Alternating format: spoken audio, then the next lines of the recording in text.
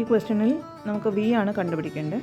So തന്ന data എല്ലാം ഉപയോഗിച്ച് നമുക്ക് മിറർ ഫോർമുലയിൽ നിന്ന് 1/v = 1/f - 1/u എന്ന് എഴുതാം. ഇവിടെ നമുക്ക് f = r/2 ആണ്. അതായത് r = 2f ആണെങ്കിൽ f = r/2. സോ എഫിൻ്റെ വാല്യൂ 1.5 ആണ്. അത് ഈ ഫോർമുലയിൽ നമുക്ക് സബ്സ്റ്റിറ്റ്യൂട്ട് ചെയ്യാം. യു ഓൾറെഡി മൈനസ് ആണ്. ഇവിടെ നമുക്ക് 2 മൈനസും ചേരുമ്പോൾ പ്ലസ് ആവുന്നു. ഇനി നമുക്ക് ക്രോസ് മൾട്ടിപ്ലൈ ചെയ്യാം. സോ 5 + 1.5 / 7.5. ഇവിടെ കിട്ടിയത് 1/v ആണ്. സോ v കിട്ടുന്നതിനായിട്ട് നമുക്ക് ഇതിൻ്റെ റെസിപ്രോക്കേഷൻ എടുക്കാം. സോ v = +1.15 സെൻറ്റിമീറ്റർ ആണ്. ഇനി മാഗ്നിഫിക്കേഷൻ -v/u. സോ വാല്യൂസ് നമുക്ക് സബ്സ്റ്റിറ്റ്യൂട്ട് ചെയ്യാം.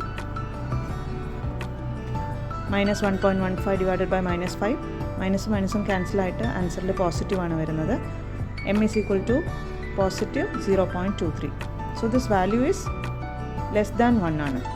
സോ ഇമേജിൻ്റെ സൈസ് എപ്പോഴും ഒബ്ജക്റ്റിൻ്റെ സൈസിനേക്കാൾ ചെറുതായിരിക്കും മാഗ്നിഫിക്കേഷൻ <1 ആണെങ്കിൽ. അതായത് ഒബ്ജക്റ്റിൻ്റെ സൈസിനേക്കാൾ ഇമേജ് സ്മോളർ ആയിരിക്കും. Image smaller than the object. So നമുക്കിവിടെ m = പോസിറ്റീവ് ആണ് വാല്യൂ കിട്ടിയത്. ആ പോസിറ്റീവിൻ്റെ അർത്ഥം നേച്ചർ വെർച്വൽ ആൻഡ് ഡിറക്റ്റ് ആണെന്ന്. അതായത് മാഗ്നിഫിക്കേഷൻ പോസിറ്റീവ് ആണെങ്കിൽ always nature of the images virtual and direct ആണ്. അപ്പോൾ നമുക്ക് എല്ലാ വാല്യൂസും കിട്ടിയിട്ടുണ്ട്. v = +1.15, m = +0.23 and nature is virtual and direct.